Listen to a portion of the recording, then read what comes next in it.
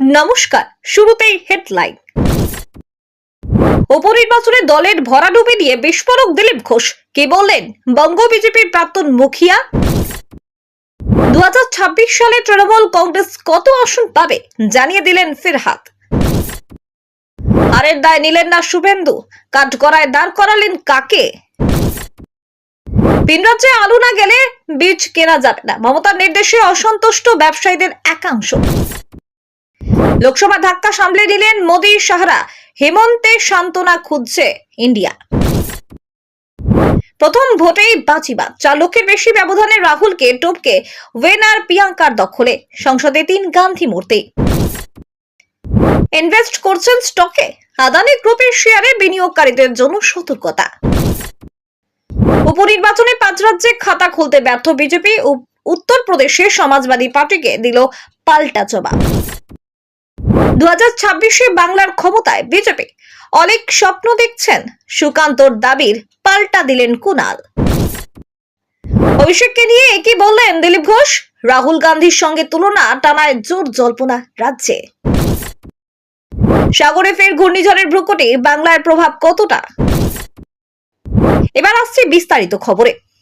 21-এর ভোটে পাওয়া মাদারিহাট আসন হাতছাড়া হয়েছে 24-এর উপনির্বাচনে। বাংলার 6 বিধানসভা কেন্দ্রে জুড়ে সবুজের ঝড়, আর তাতেই মুখ থুবড়ে পড়েছে গেরুয়া শিবির। ভোটের নির্বাচনের ফলাফল দেখে বিস্ফোরক মন্তব্য করলেন বিজেপির প্রাক্তন রাজ্য সভাপতি দিলীপ ঘোষ। তিনি সাফ জানান, আমরা হারবো জানতাম, এর ফল অপ্রত্যাশিত নয়। অন্যদিকে বিজেপির বর্তমান রাজ্য সভাপতি সুকান্ত মজুমদারের গলায় শোনা গেল একদম আলাদা সুর। তিনি দাবি করেছেন, উপনির্বাচনের ধরাশায়ী হলেও 26-এর নির্বাচনে নাকি তারাই বাংলায় সরকার করবেন। আর এই কথা শুনে সরব হয়েছেন তৃণমূলের রাজ্য সাধারণ সম্পাদক কুণাল ঘোষ। তিনি মন্তব্য করেছেন, বিজেপির অনেক স্বপ্ন দেখছে। উপনির্বাচনে 6 কেন্দ্রে হার বিজেপির, গতবারের মতো এবারও হারের দায় নাম না করে বিজেপির রাজ্য সভাপতি সুকান্ত মজুমদারের দিকেই ঠেললেন রাজ্য বিধানসভার বিরোধী দলনেতা শুভেন্দু অধিকারী। বললেন, তিনি বিরোধী দলনেতা, সংগঠনের অভ্যন্তরীণ বিষয়ে তিনি যুক্ত থাকেন না। পাশাপাশি এও বললেন, হাতে মাত্র 1 বছর, নির্বাচনমুখী সংগঠন, আন্দোলনমুখী দল দরকার। ফল মোটামুটি ঘোষিত হয়ে যাবার পর শুভেন্দু অধিকারী বলেন, আমি সংগঠনের অভ্যন্তরীণ বিষয়ে নাক গলায় না, যুক্তও থাকি না, তবে উপলব্ধির মধ্যে দিয়ে একটা কথাই বলতে পারি, নির্বাচনমুখী সংগঠনের প্রয়োজন রয়েছে। সকলেই আমরা 2026-এর জন্য অপেক্ষা করছি। এই 6টা আসন নিয়ে আমরা কেউ ভাবিনি। তবে এই প্রথমবার নয়, 2024 সালে লোকসভা নির্বাচনে দলের খারাপ ফলের দায়ও নেননি শুভেন্দু। সেবারে কার্যত দায়ে ঠেলে দিয়েছিলেন রাজ্য সভাপতির দিকেই।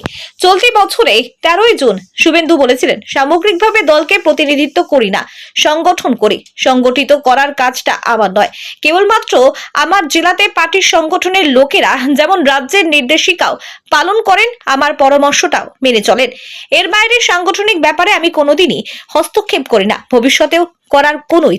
ঋতুচক্রের নিয়মের সময়টা হেমন্তকাল, জলবায়ু পরিবর্তনের জেরে আজকাল হেমন্ত ঋতু সেভাবে নিজেকে মেলে ধরতে না পারলেও ঝাড়খণ্ডের মাটিতে নিজের অস্তিত্ব জানান দিলেন আর এক হেমন্ত। আরব সাগরের তীরে ইন্ডিয়ার রাজনৈতিক বিপর্যয়ের মাঝে এই হেমন্তর সুরে নেই সান্ত্বনা খুঁজেছে ইন্ডিয়া শিবির। অন্যদিকে লোকসভা নির্বাচনের ব্যর্থতা সামলে নিয়ে মহারাষ্ট্রে নতুন স্বপ্ন বুনতে চলেছে মোদী সাহারা। ঝাড়খণ্ড ও মহারাষ্ট্র, দেশের 2 রাজ্যে বিধানসভা নির্বাচনের ফল প্রকাশ হচ্ছে শনিবার। এখনো পর্যন্ত ফলাফলের যা ট্রেন্ড, তাতে মহারাষ্ট্রে বিপুল সংখ্যাগরিষ্ঠতা নিয়ে ক্ষমতায় আসতে চলেছে বিজেপি, শিবসেনা এবং এনসিপি মহাজোটে। 288টি আসনের মধ্যে 219টি আসনে এগিয়ে রয়েছে তারা, যেখানে ম্যাজিক ফিগার 145। অন্যদিকে ঝাড়খণ্ডে এনডিএ শিবিরকে জোরালো ধাক্কা দিয়ে মসনদে বসার অপেক্ষায় ইন্ডিয়া জোট। 81 আসনে ঝাড়খণ্ডে ইন্ডিয়া শিবিরে পেয়েছে 48 আসন। এখানে ম্যাজিক ফিগার 41, অর্থাৎ দেশের 2 রাজ্যে বিধানসভা নির্বাচনে একটি গেল এনডিএ এর হাতে, অন্যটি ইন্ডিয়া। কলকাতায় বর্তমানে আলু বিক্রি হচ্ছে 35 টাকা কিলো করে, আর তাতেই বিরক্তি প্রকাশ করেছেন মুখ্যমন্ত্রী মমতা বন্দ্যোপাধ্যায়। ভিন রাজ্যে আলু পাঠানো নিয়ে সুর চড়িয়েছেন, সীমান্তে যাতে কড়া নজরদারি থাকে সেই হুঁশিয়ারিও দিয়েছেন। তবে এতে ব্যবসায়ীদের উল্টো সুর।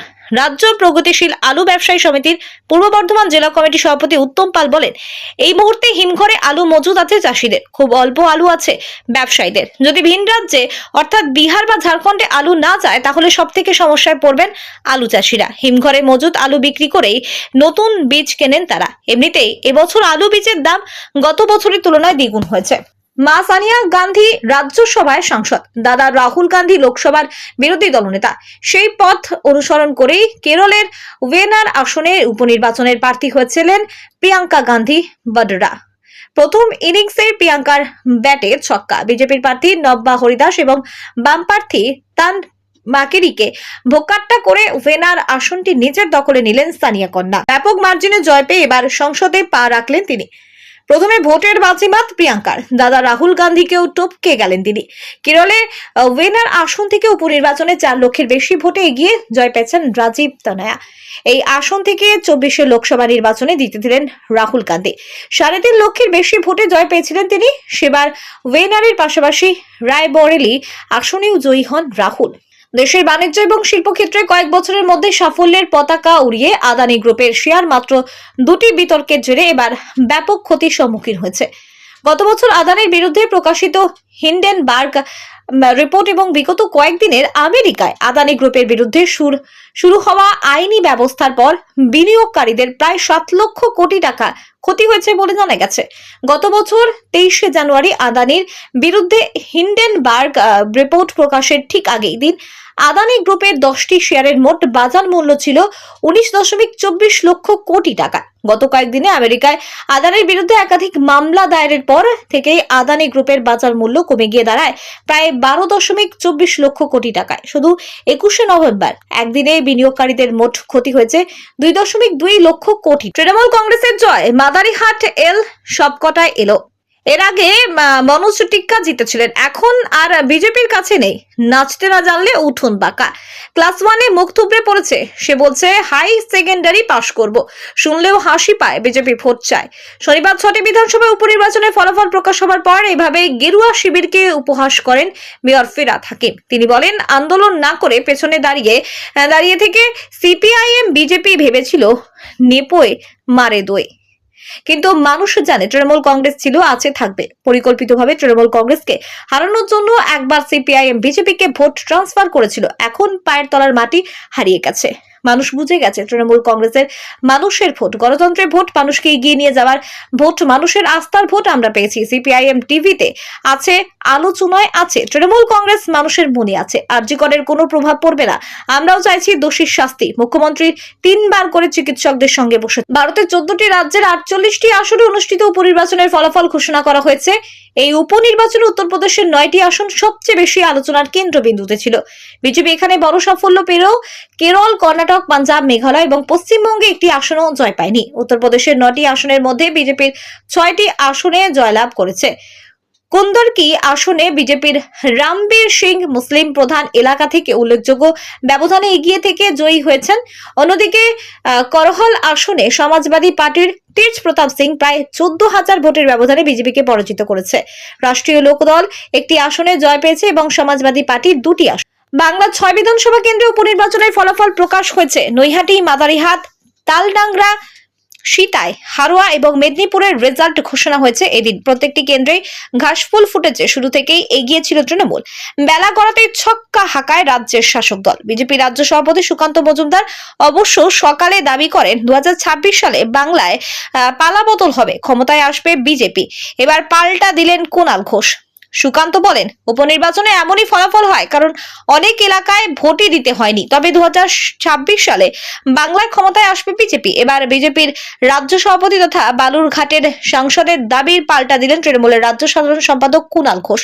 কিসের ভিত্তিতে রাজ্যে পালা বদলের দাবি করছেন সেটা খোলসা করেননি সুকান্ত, তবে বিজেপির ক্ষমতায় আসবে বলে দাবি করেন তিনি। এবার কুণাল পাল্টা বললেন, উপনির্বাচনের পরাজয় ব্যর্থতা ঢাকার জন্য বিজেপির নেতারা এসব কথা বলছেন। তৃণমূল নেতা দাবি করেন অলিক স্বপ্ন দেখছেন পদ্ম নেতা। কুণালের কথায় উনি অলিক স্বপ্ন দেখছেন, স্বপ্ন দেখতে কেন বাধা দেব?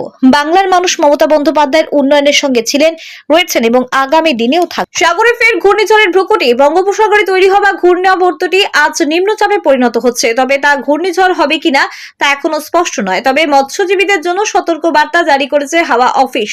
ইতিমধ্যে দক্ষিণ পূর্ব বঙ্গোপসাগর এবং দক্ষিণ আন্দামান সাগরে মৎস্যজীবীদের যেতে নির্দেশ করা হয়েছে। আগামীকাল দক্ষিণ পশ্চিম বঙ্গোপসাগর এলাকাতেও তাদের যেতে বারণ করা হয়েছে। আগামী কয়েকদিন আবহাওয়ার গতি প্রকৃতি দেখে আন্দামান এবং নিকোবর দ্বীপপুঞ্জের পর্যটকদের নিয়ন্ত্রণে রাখার পরামর্শ দিয়েছে হাওয়া অফিস। নিম্নচাপের প্রভাব সরাসরি পড়ছে না বাংলায়। দক্ষিণবঙ্গে সপ্তাহভর শীতের আমেজ, নতুন করে তাপমাত্রা নামার সম্ভাবনা নেই।